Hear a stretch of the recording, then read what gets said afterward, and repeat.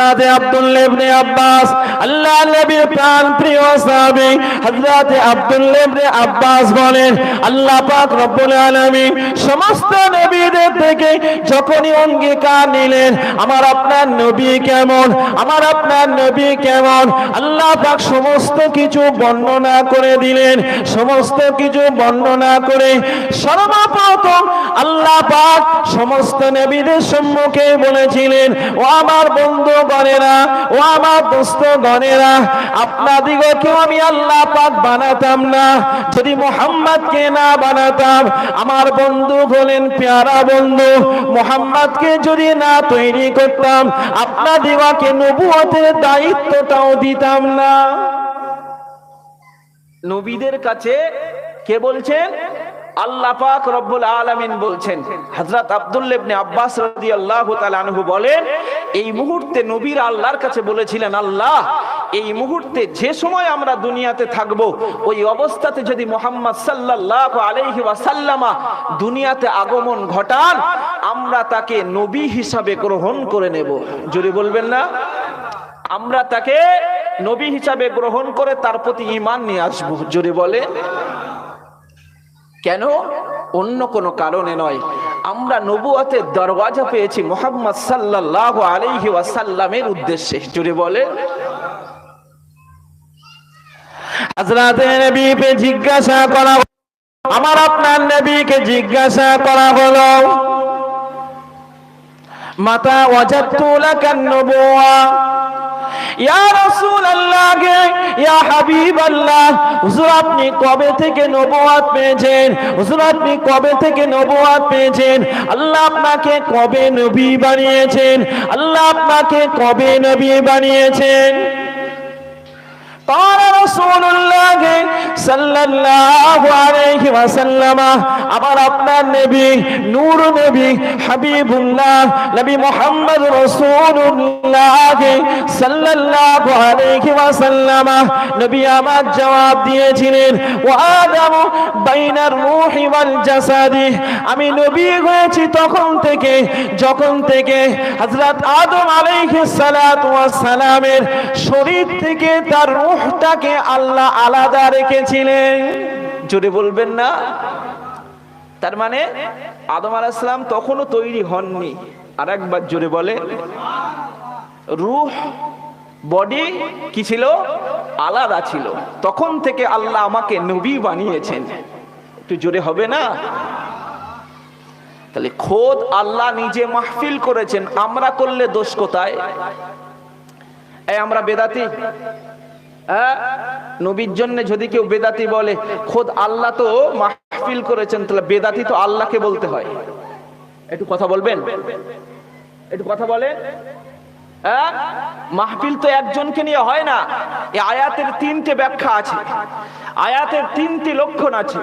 প্রথম নম্বরে আল্লাহ পাক রব্বুল আলামিন সমস্ত নবীদিগকে জমায়েত করে তিনি মজলিস করেছেন। দ্বিতীয় নম্বরে আমার নবীর মান মর্যাদা সমস্ত নবী অপেক্ষা আল্লাহ উত্তম করে দিয়েছেন। জোরে বলবেন না? তৃতীয় নম্বরে আল্লাহ পাক রব্বুল আলামিন সমস্ত উম্মাহর জন্য একটা বড় শিক্ষা দিয়ে গেছেন। জোরে বলবেন না? তাহলে আমরা বেদাতি হলাম কি করে? যার জন্য সবকিছু জানাকে না তৈরি করলে আল্লাহ আমাদেরকে পৃথিবীর মুখ দেখাতেন না, দুনিয়ার এত নিয়ামত পেতাম না। তার জন্য মাহফিল করব। আমরা তো এই মাহফিলের জন্য নাচানাচি করি না, আমরা নবীর উদ্দেশ্যে যে মাহফিল হয় তার জন্য তো আমরা নাচানাচি করি না, আমরা ডিজে বার করে তার মিছিল বার করি না। আমরা ফুরফুরা শরীফের মুজাদ্দিদুজ জামান রাহমাতুল্লাহ আলাইহি তিনি যে নীতিরীতির উপরে করে গেছেন সেটাই তো করি, আমরা অন্য কিছু তো করি না। এই করি? কোরআন শরীফে আল্লাহ ورحمته فبذلك فليفرحوا هو خير مما يجمعون। আল্লাহ নবীকে আল্লাহ বলেন, ও আমার বন্ধু, ও আমার দোস্ত, ও আমার পেয়ারা, কুল আপনি আপনার উম্মতি দিগকে জানিয়ে দেন বিফাদুলিল্লাহি ওয়া বিরহমাতিহি, আল্লাহর অনুগ্রহের মাধ্যম দিয়ে, আল্লাহ এবং রহমতের মাধ্যম দিয়ে তোমরা কাজ করো। জোরে বলে এই মুফাসসিরিন কারামেরা বলেছেন কুল বিফাদলিল্লাহ, এই ফদল, এই অনুগ্রহ হলো আল্লাহ পাকের নিয়ামত। জোরে বলেন। দুনিয়ায় বিবি বাচ্চা অনেক কিছু আছে না নাই? হ্যাঁ, আমরা ইনকাম করি না? একটু কথা বলেন। এই করি না? দুনিয়াতে বেঁচে আছি, সুস্থতা অসুস্থতা, এটা নিয়ামত না নিয়ামত নয়? আল্লাহর নিয়ামত। ওবি রহমাতিহি, এই রহমত হলেন, সমস্ত মুফাসসিরিন কারামেরা বলেছেন এই রহমত হলো নূর নবী হাবিবুল্লাহ। জোরে বলবেন না? এই নবী দুনিয়ার জন্য রহমত না রহমত নয়? হ্যাঁ, নবীকে না তৈরি করলে তো কিছু করতেন না, করতেন? হ্যাঁ, নবী তো রহমত। ওমা আরসালনাকা ইল্লা রাহমাতাল লিল আলামিন। জোরে বলেন। আল্লাহ বিশ্ববাসীর জন্য আমার আপনার নবীকে রহমত করে পাঠিয়েছেন। জোরে বলেন। তাহলে নবী যদি রহমত হয়, সেই রহমতের জন্য আল্লাহ নিজে আনন্দ করতে বলেছেন। হুয়া খায়রুম মিম্মা ইয়াজমাউন, দুনিয়াতে যা কিছু উপার্জন তোমরা করো না কেন, সেই সব কিছু অপেক্ষা এই রহমত হলো উত্তম। জোরে বলেন। সেই রহমতটাকে আমার আপনার নবী, নূর নবী হাবিবুল্লাহ। জোরে বলেন সুবহানাল্লাহ। আল্লাহ পাক রব্বুল আলামিন আমার আপনার নবীর ব্যাপারে, আমার আপনার নবীর মান, আমার আপনার নবীর মর্যাদাটাকে আল্লাহ বুলন্দ করে দিয়েছেন। জোরে বলেন সুবহানাল্লাহ। আল্লাহ নিজে করেছেন। লাম্মা খালাকাল্লাহু আদামা, হাদিস শরীফের ভিতরে এসেছে হযরত আদম আলাইহিস সালাতু ওয়াস সালামকে যখন আল্লাহ পাক বানালেন, ও আলহামাহু, হযরত আদম আলাইহিস সালামের ভিতরে আল্লাহ পাক রূহ দিলেন। ও আলহামাহু, আল্লাহ পাক রব্বুল আলামিন হযরত নবী আদম আলাইহিস সালামকে আল্লাহ পাক সুন্দর গঠন করার পরে তাকে দেহের ভিতরে প্রাণটাকে ফুঁকে দিলেন।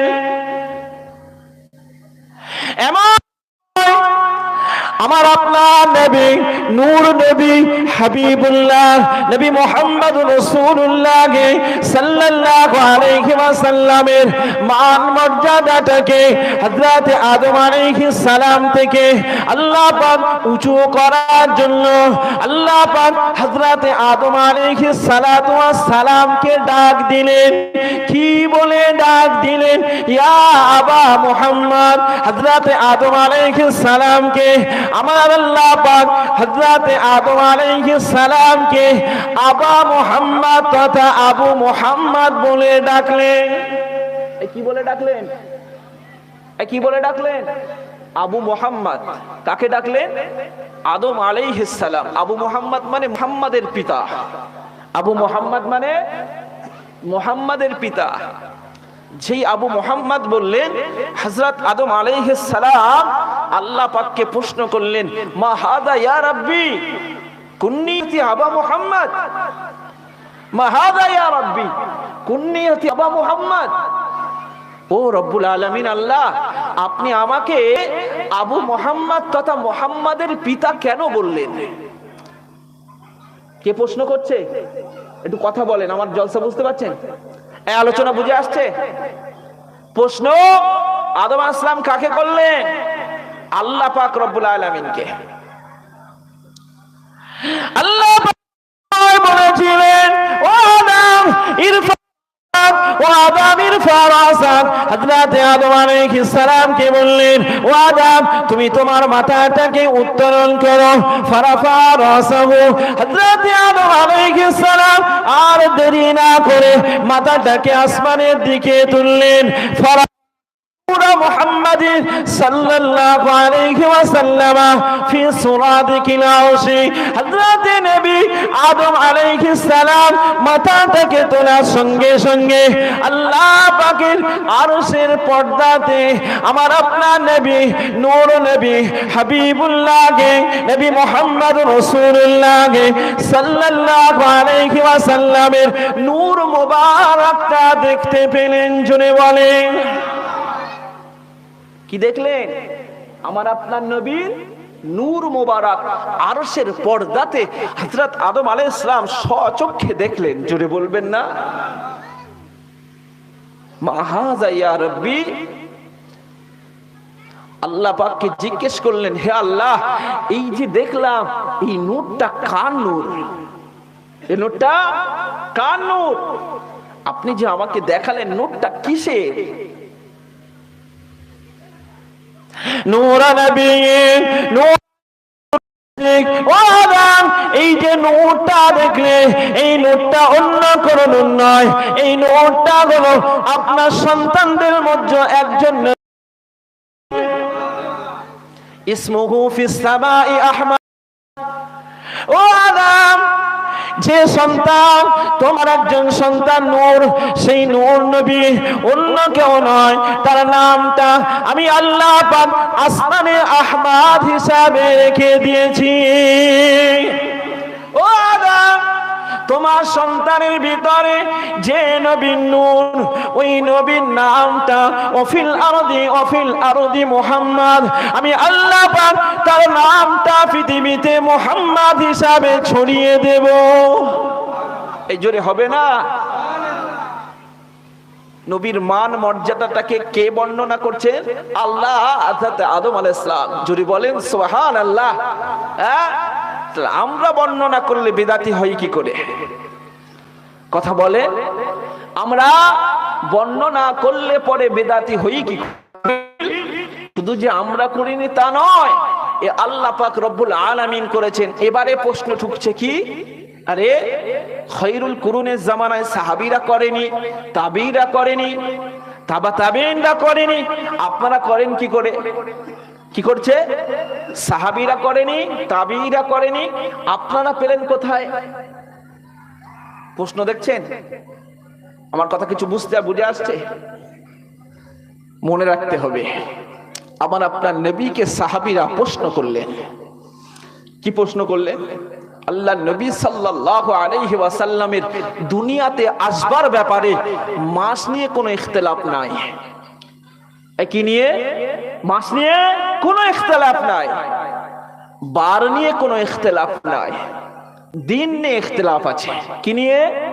বসিরহাট আল্লামা হুজুর রহমাতুল্লাহ আলাইহি তিনি লিখছেন, আল্লাহ নবীর দুনিয়াতে আগমনের ব্যাপারে দিন নিয়ে, তারিখ নিয়ে যে মতভেদ রয়েছে, কেউ বলেছেন 2 তারিখ, কেউ বলেছেন 8 তারিখ, কেউ বলেছেন 10 তারিখ, কেউ বলেছেন 12 তারিখ। সর্বসম্মতিক্রমে সমস্ত মুআররিখিন, সমস্ত মুহাদ্দিসিন কারামেরা বলেছেন 12 তারিখ রাতে আল্লাহ নবী দুনিয়াতে আগমন ঘটিয়েছেন। জোরে বলে, আল্লাহ নবী সাল্লাল্লাহু আলাইহি ওয়াসাল্লামকে সাহাবীরা প্রশ্ন করলেন। কি প্রশ্ন করলেন? সুইলা রাসূলুল্লাহ সাল্লাল্লাহু আলাইহি ওয়াসাল্লাম আন সাওমিল ইসনাইন। আল্লাহ নবীকে সাহাবীরা প্রশ্ন করলেন, ইয়া আল্লাহ, ইয়া হাবিবাল্লাহ, ওগো আল্লাহ নবী, আপনি কেন সোমবারে করে রোজা রাখেন? এই কিভাবে রোজা রাখার ব্যাপারে প্রশ্ন করলেন? সোমবারে, নবী প্রতি সোমবারে রোজা রাখতেন। কি বারে?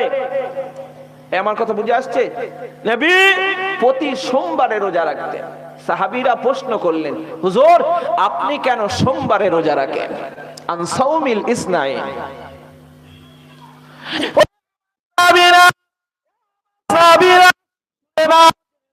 আমি নবী সোমবার কোন কারণে রোজা রাখি নাই।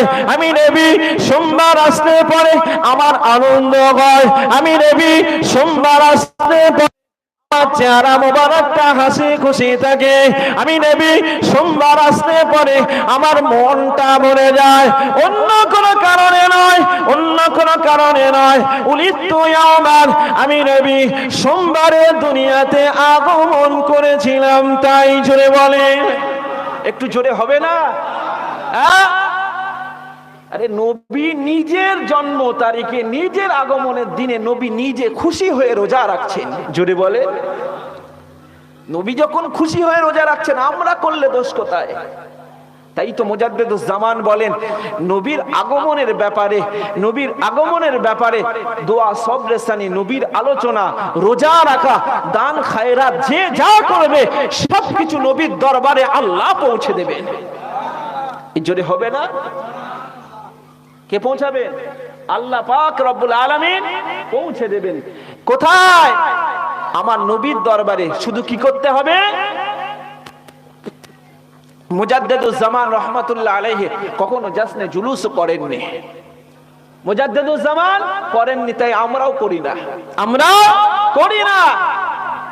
দেখেননি, নামাজ কালাম নেই, কিছু নেই, দেই দেই করে শুধু নবী দিবস যেদিন আসে বিশেষ করে দেখা যায় এক শ্রেণীর মানুষকে ডিজে বাজিয়ে রাস্তায় নবীর পতাকা নিয়ে সেই পতাকা লাস্টে ডাস্টবিনে পড়েছে। পড়েছে না পড়েনি? আমরা তার পক্ষে নয়, আমরা তার পক্ষে নয়। আমরা নবীর শানে কিছু আলোচনা, নবীর জন্য দোয়া সবরে শানে, এতে বিশ্বাসী, শেষে নবীর শাফাআত সুপারিশের আশাই করি। জোরে বলে। তাহলে নবী খুশি হয়েছেন না হননি?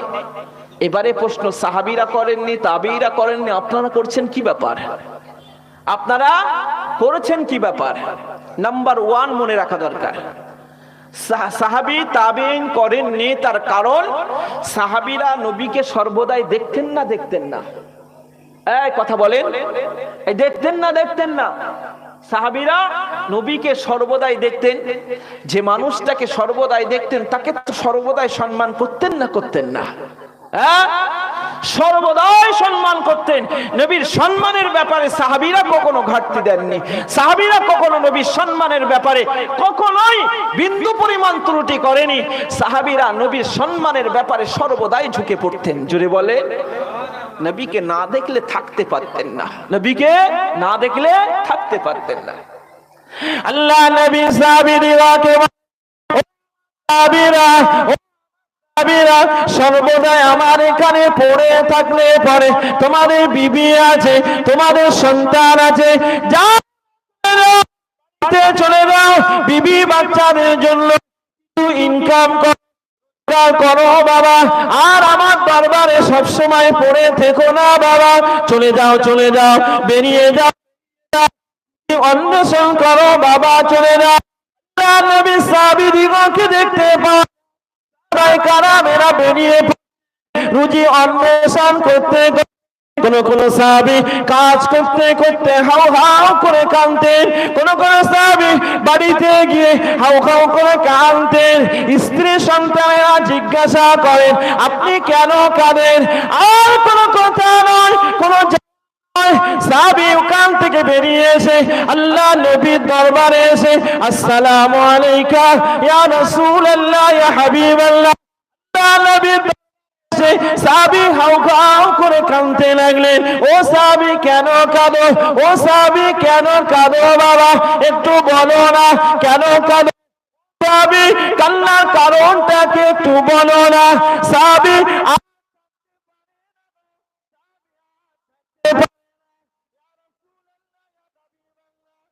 কাজে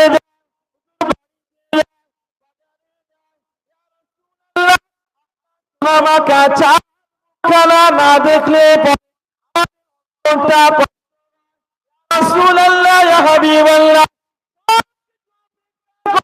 সব কিছু অপেক্ষা করে মুখটা না দেখলে পরে আমাদের অন্তরটা মুহূর্তের ভিতরে শান্তিতে পরিপূর্ণ হয়ে যায়। জোরে হবে না? নারে দেখবে।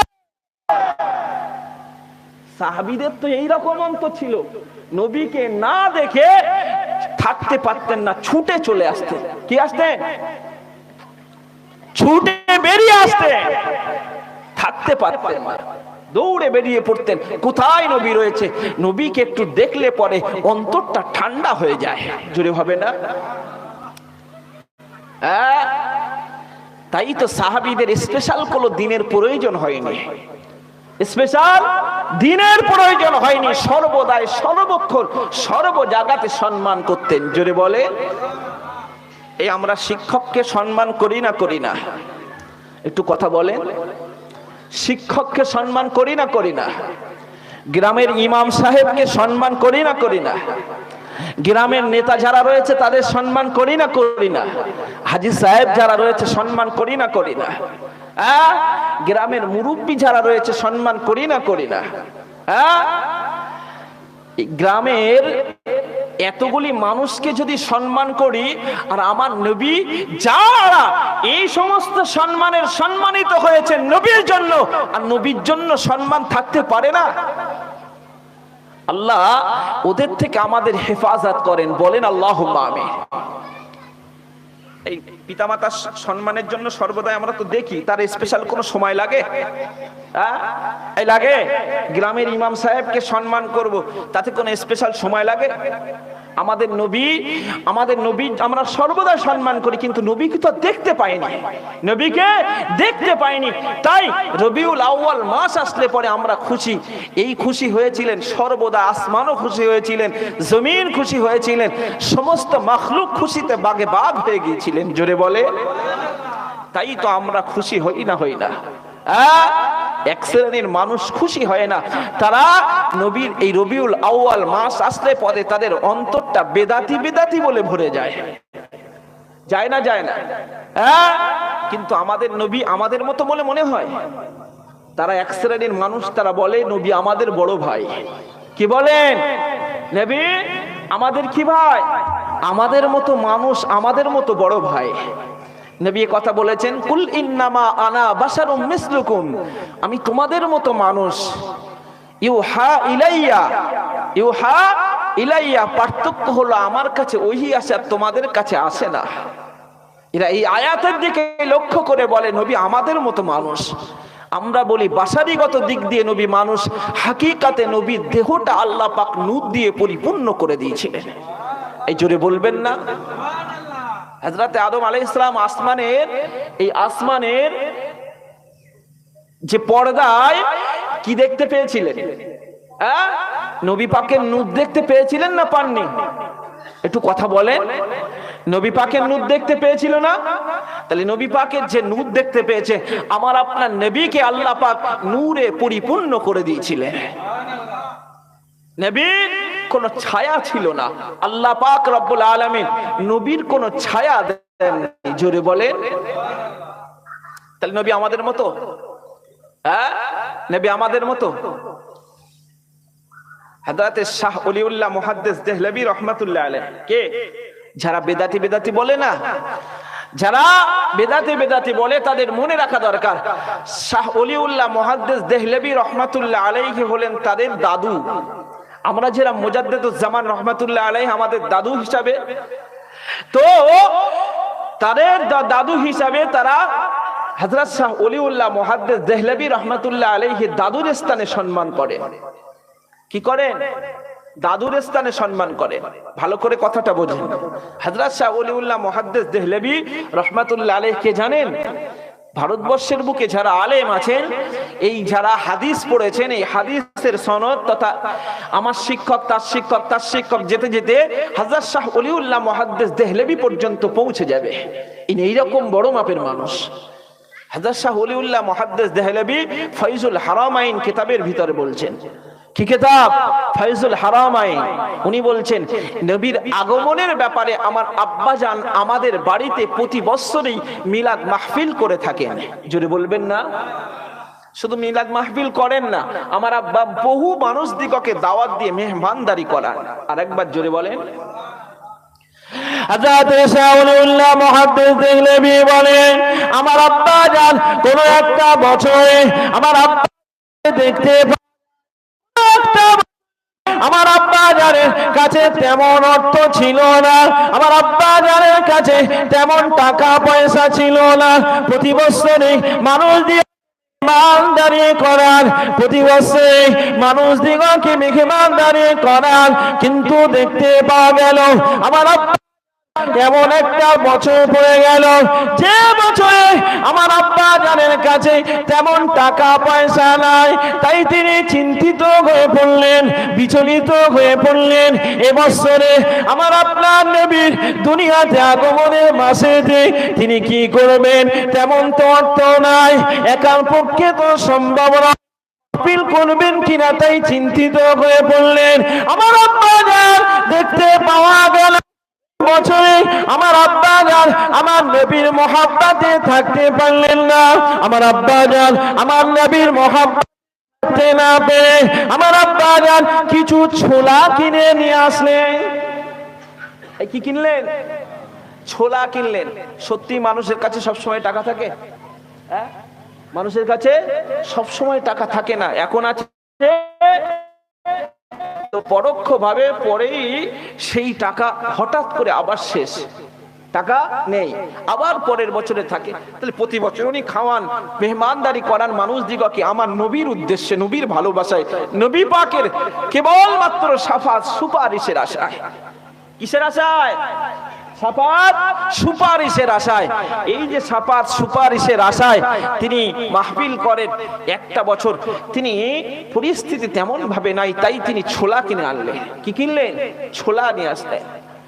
আমার আব্বা জান হযরত শাহ আব্দুর রহিম রাহমাতুল্লাহ আলাইহিকে দেখলাম আমার আব্বা জান ওই ছোলাগুলি ভিজিয়ে দিলেন, বাড়িতে যেমন মাহফিল করেন তেমন মাহফিল করলেন, মানুষ দিগকে দাওয়াত দিলেন। আমার আব্বা জান মানুষ দিগকে দাওয়াত দিয়ে বললেন, ও আমার ভক্ত মুরিদেরা, আপনাদিগকে প্রতি বছরে মেহমানদারি করায়, এবছরে আমার তেমন টাকা পয়সা না থাকায় আপনাদের জন্য আপনাদের জন্য এই মাহফিলের শেষে তাবারুকের ব্যবস্থা কিছু করতে পারলাম না। শেষেতে কেবলমাত্র আপনাদের জন্য ছোলা রেখেছি, এগুলি আপনারা একটু গ্রহণ করে বাড়িতে যাবেন। দেখতে পাওয়া গেল মাহফিল শেষে ছোলা দিলেন, ছোলা দিয়ে মাহফিল শেষ করে রাত্রেতে শুয়ে পড়লেন। কি করলেন? রাত্রে শুয়ে পড়লেন। হযরত